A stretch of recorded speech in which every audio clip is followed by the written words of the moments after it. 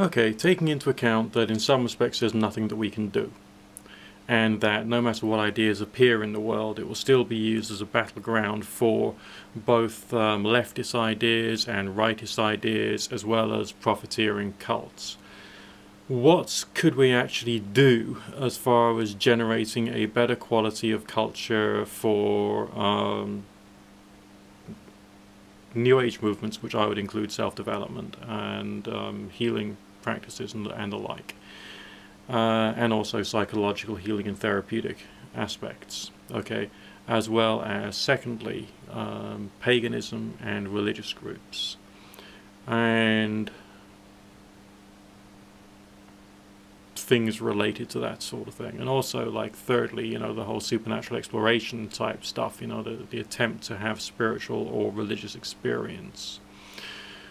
What kind of ideas could we create, including and encouraging doubt, including and encouraging things which we know to be healthy,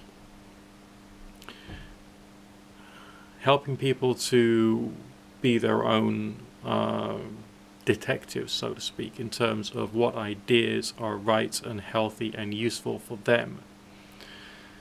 Being able to distinguish the specific benefits of various different activities and ideas and values, and learning how to apply them in a clear-minded, intelligent way to the course of their life. Helping to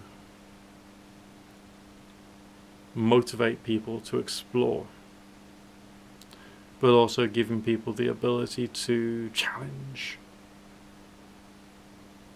the ideas, ideologies, politics, and cosmologies which have been created by the various different groups.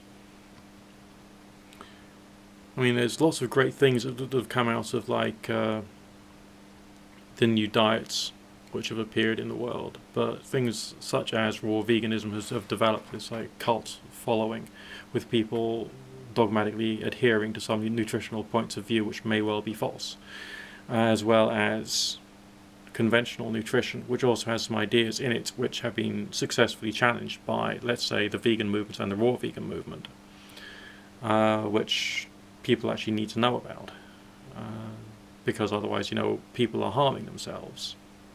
They don't know they're doing it, but they are.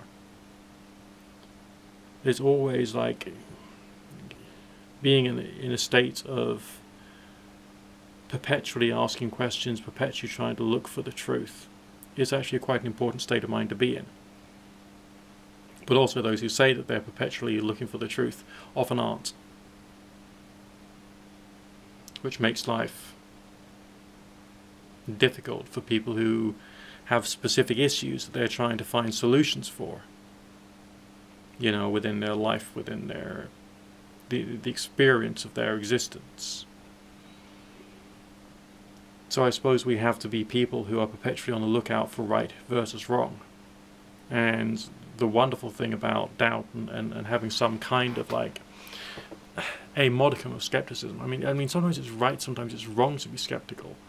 Because sometimes you can be skeptical because you've heard lots of hard science which says that the idea that you're approaching or looking into is wrong. You think, yeah, I'll therefore be skeptical of that.